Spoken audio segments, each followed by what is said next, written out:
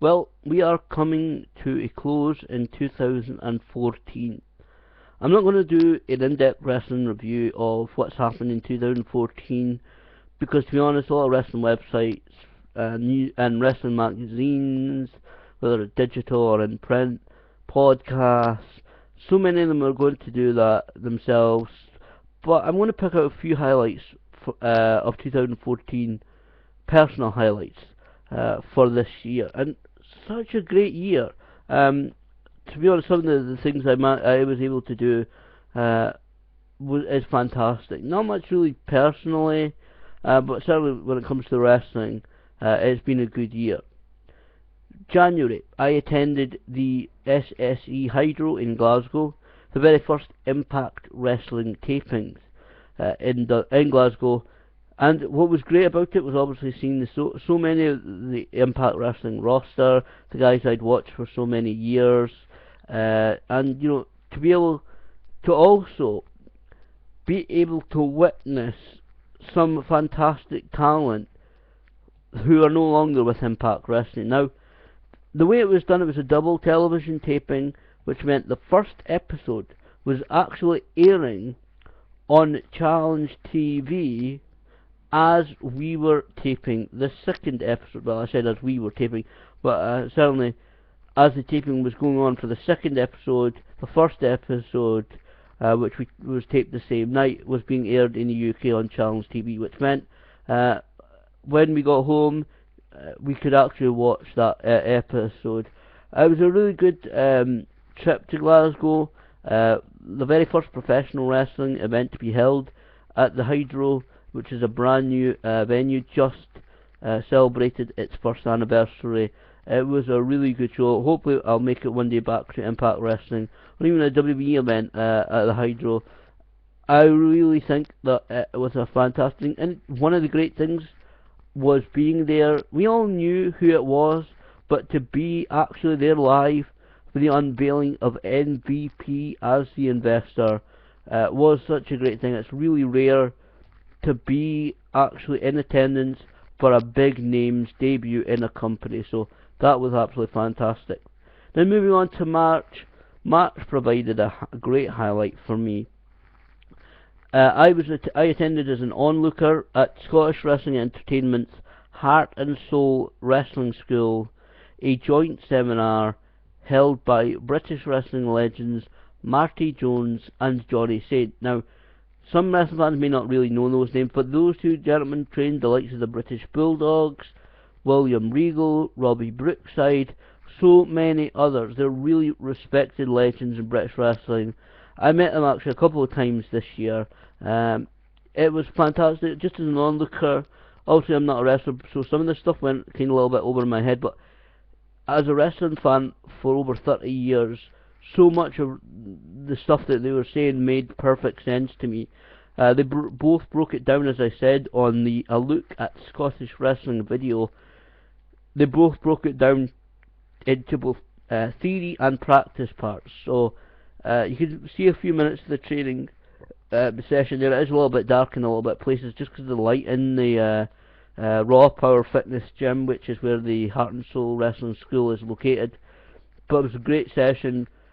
First time I met Mr. Johnny Saint and met Mr. Marty Jones the November before, when he was a guest at one of SWE's Uprising events, which have been fantastic this year as well.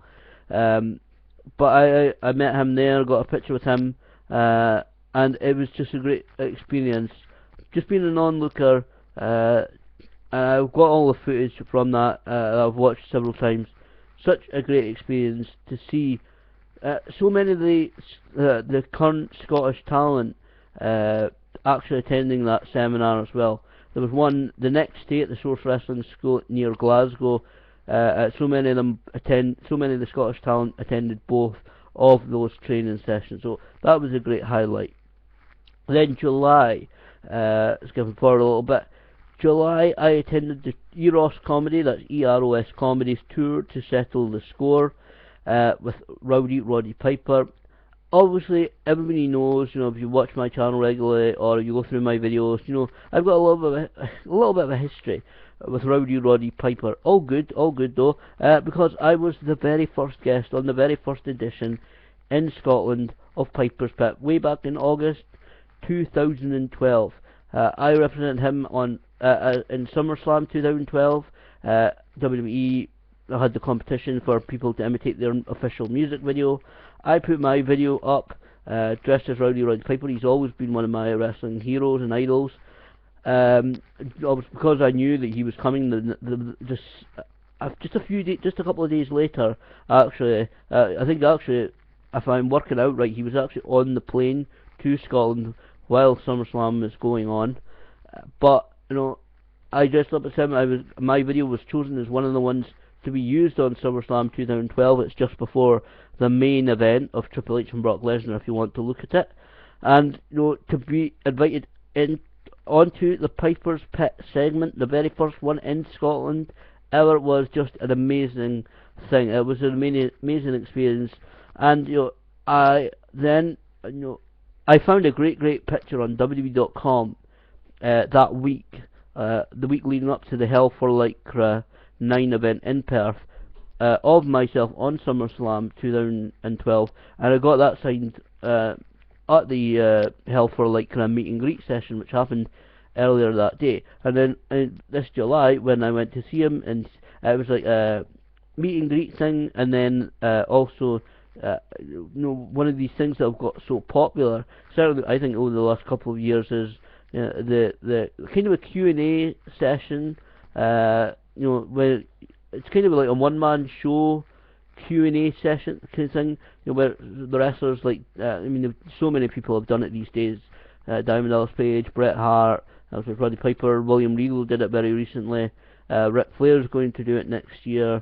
They go, you know, they kind of go on stage and tell a few stories, take a few questions, and it was so great to hear Roddy Piper, you know, tell some of the stories that we had not heard before.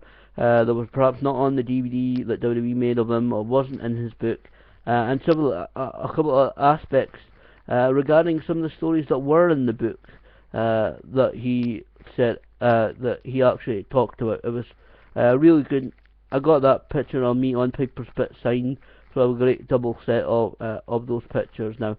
So it was a great going on with Glasgow. It was actually happened at the Garage venue, which is very popular and famous here in Scotland for ICW Insane Championship Wrestling events.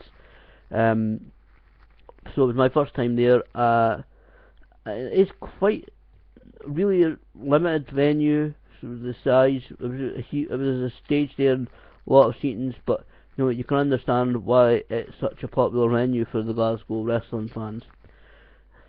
Then August, it was Hell for Lycra, another Scottish Wrestling Entertainment event. It was actually Hell for Lycra 11, featuring some great names: Mr. Dennis Stamp, Road Warrior Animal, also again, I met them a couple of times this year, Marty Jones and Johnny Saint.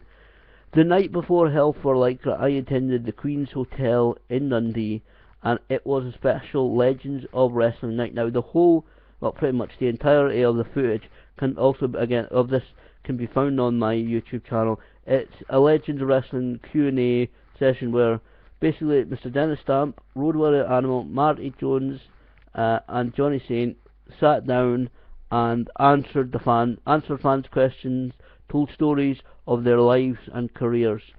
It was an amazing thing. You know, some of the, I mean, a lot of it is a lot older stories that they told regarding Billy Robinson, who trained, actually was kind of their link. You know, sadly, Billy Robinson passed away this year, which is an unfortunate thing. He passed away just, I think it was sometime like around March, I think, this year, but certainly passed away in 2014, and condolences to his family and friends. But you know, to hear really the link between them all, because you know, Road Warrior Animal and Road Warrior Hawk trained with Billy Robinson a little bit. Mr. Dennis Stamp wrestled around with Billy Robinson quite a bit, and obviously as I said, Marty Jones and Johnny Saint were trained, at least in part, by Billy Robinson. They also trained by the likes of George Kidd, but you know, it was kind of the link between them all. So they all had memories, they all had thoughts on Billy Robinson, and it was great to hear their stories again. Just search Legends of Wrestling on my YouTube channel. It's a 5-part thing. It's like 1 hour and 23 minutes, but it's really some really good stories of their lives, their careers, what they would be doing if they weren't wrestlers. Talking about some of the big, the major names that they've wrestled, experiences all around the world. It really is. Actually, I mean, I watched it the other night. It really, really is a great session. Hopefully, Scottish Wrestling Entertainment will do something like that again. Then the following day, the SWE Hell for Lycra event itself. Firstly, the meet and greet session. So I met these gentlemen. We got the chance to converse with these gentlemen the night before. After the Q&A, we kind of hung around. Ended up finishing off the food that we were eating, the drinks and that. But the meet and greet session was something amazing, truly amazing for myself. Because obviously people more complain about this, but you obviously you have to pay to get autographs and photographs with talent at these kind of shows, which I have no trouble with, because the company has to make the money to pay these guys to come over and to host these shows further. You want to meet so many of these great names, and SWE has had so many great names like Roddy Piper and Diamond Dallas Page, Bret Hart, $1 Million Man, Ted DiBiase, etc. So you have to finance it. The price tickets, they really charge a low amount. It's like £10 a show, £7 for under 14. So you have to make money. That's the whole thing, to keep these kind of shows going. They have to make money, but one of the options, because it's always optional, it's up to yourself whether you want to buy them. But one of the options at the meet and greet was what they called the Road Warrior Experience, and that was getting your picture taken with Road Warrior Animal, wearing a genuine pair of Road Warrior LOD shoulder pads and spikes. It's great. I've got a picture wearing one of the genuine pairs of Road Warrior shoulder pads and spikes. It was the more modern day one, this kind of silver with the graffiti writing on it and the graffiti design background. But it was really great, to be able to wear the spikes of such a legendary tag team. And then the event itself was really good. Steel cage match between Chaz Phoenix and Stephen Magnus, which ended up being Stephen Magnus' retirement match, which, to be honest, I knew that was going into Hell for Lycra. It was stipulated as a career versus career match, but to be honest, we all knew that was going to be the outcome because of Stephen Magnus' neck issues and so forth. We knew that was going to be his last match, but it was a really great match. It's available on SWE Online TV, their official YouTube channel. You can see it there. It's a good match. Also, it's not. Some people said it's not as great as it could be, but I think it's a really good match considering Stephen Magnus really suffered from his neck, which is really why he threw in the towel. But such a great event. Hopefully, SWE will continue to bring out more matches. There were a couple of matches up from the event already, so hopefully they'll continue to upload the matches as time goes on. So it's a really, really good event.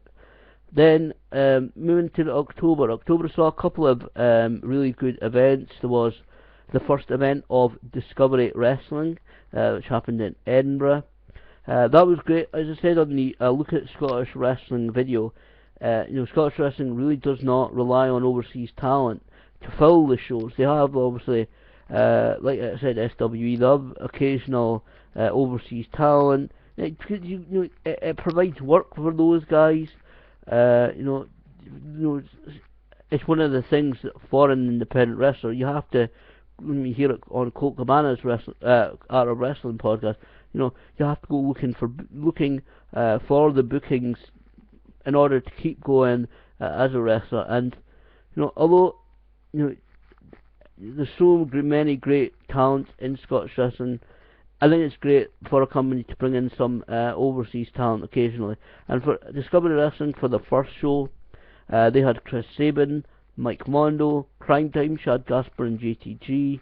And they also have, from England, Marty Scurll, who I say check out, I think it's just Marty Scurll, just search actually on YouTube, Marty Scurll Choose Life Promo, Scurll. He's had a couple of great promos. He's no longer part of Marty that we saw in British Boot Camp. Check them out. Some great promos. For me, it's really great to meet so many of those guys, and then the talent on the show itself was tremendous. A tremendous four-way match between Damian Daniels, Chris Sabin, Luis Germán and Ian Ambrose. The match between Joe Coffey and Mike Mondo in the main event was really good. Really looking forward to, hopefully Discovery Wrestling will make that show available online somehow to view eventually. I know they're working on it right now. The night before Discovery Wrestling's debut event actually was my first Insane Championship Wrestling event at Fat Sam's nightclub in Dundee. Again, just like the event at the SSE Hydro for Impact Wrestling, it was great to see so many of the guys of ICW that I hadn't seen before. Such a great show. Looking forward to seeing that being put up on the ICW on-demand service to watch. Again, I know they're putting up current events, but then they're also going back, and I think now they've got the full Edinburgh Fringe Festival events uploaded, so hopefully soon they'll start with the Magical Mystery UK Tour events. Hopefully the Dundee event, Sergeant Wolfgang's Lonely Hearts Club Band, will be up eventually.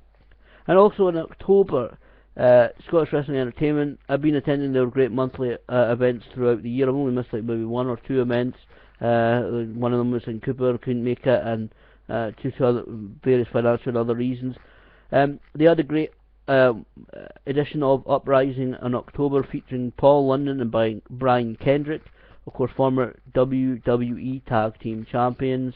In fact, they held the ICW Tag Team Championship this summer. Again, you can see some of the stuff. You can see stuff now on the ICW on demand service, but SW. To be honest, there have been various things I won't go into this past few months, but I really do hope in 2015 they concentrate on putting together the product, and not any political BS or any of the stuff some of the stuff that's going on. I really do hope they concentrate on the product and the in-ring stuff in 2015, because they have good potential. They have the Caird Hall booked for Hell for Lycra 12 on August 29th, and to be honest, I really think they have the potential to fill that place.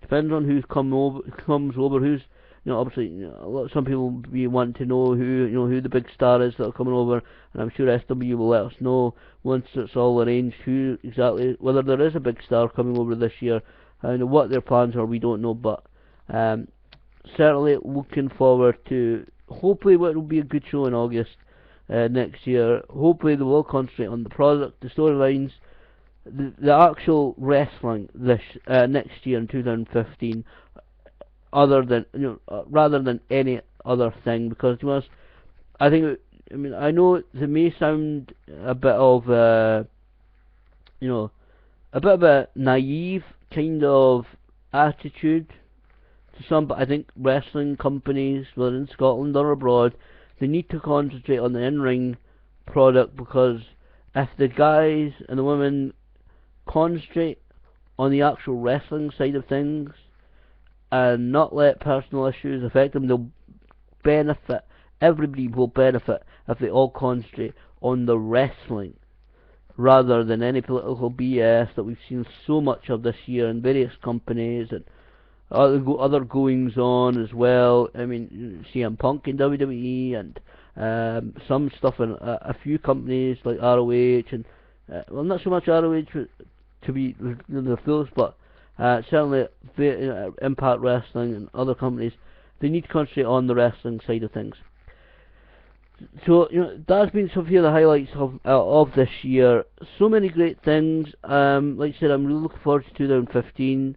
I'm definitely going to put up, at least for the festive period, just for maybe a few days or a week or so, I'm going to upload my footage of the Piper's Pit from August 2012, because I think it deserves to be seen. There's been trouble, I know, somehow I don't know exactly the full story, but regarding the official footage of it, but I've got the fan cam footage of it. So I didn't upload originally because they were going to release the footage.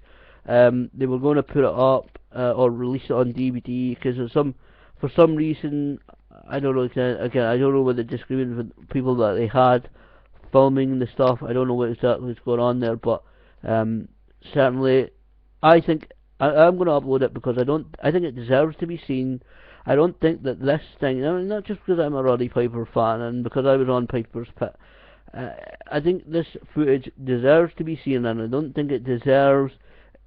I mean, it's a major occurrence, the very first edition of Piper's Pit in Scotland. I don't think it deserves just to fall into the annals of history without being seen, other than those who were there in the audience. I really don't think it. I don't think it deserves to just be ignored. I don't think it deserves to be. It's like it never existed. It's like it never happened. It's like almost that nobody knows that it actually happened, apart from my video, which hasn't got too many views. But to be honest, I put it up not for the views, but just purely for the sake of showing that it happened, which is why I'm putting up the Roddy Piper's Pit edition, not for the amount of huge views, but to show people it, to let people know it happened. But again, so many great things I think are potentially for 2015. I think it's going to be a good year. It's going to kick off really great. I'm looking forward to seeing Wrestle Kingdom 9 somehow. After the event, I know Jim Ross and Matt Striker are now being confirmed for the commentary team. There's some great matches set up for it. There's so many great events coming up in 2015. Like I said, Discovery Wrestling holding their second show, also featuring Chris Sabin in March. ICW are having their UK tour starting in February, and they're also hitting Dundee on, I think it's the 15th of February. But certainly 2015 is going to be a really, really good year. That's going to be pretty much it from this YouTube channel, I think, this year. I'm not going to do, like I said, about, I'm going to do, I'll put up the Piper's Pit video. That might be round about it for this year, because I want to relax, enjoy this festive period, and I've got a few things to do as well to take care of before the start of next year. A few things, bits of business things that I've got to take care of. I think, like I said, it's been a good year. It's been some highlights, some great highlights, some great things to come. Certainly near, but I think there'll certainly be it before Christmas. I'll put the Piper's Pit footage maybe up Wednesday or so. I think maybe around about New Year I will put up a video once I've gathered all the information about upcoming wrestling shows in 2015. Run down a few company shows that are coming up, a few of the major shows like Discovery, ICW, SWE, couple of other companies. Like I did last year, I did that last year, so I think I might do it again this year because there's some great shows coming up, some great events. So I will definitely upload a video sometime around New Year's, not too far from New Year's, probably maybe the 1st or the 2nd at least, at the maximum, talking through some of the shows, giving some of the details regarding some of the Scottish wrestling shows that are actually happening this year. So happy holidays to everybody that is watching my videos. Thank you for watching my videos this year. It's been a really good year. Looking forward to 2015 and what that may bring.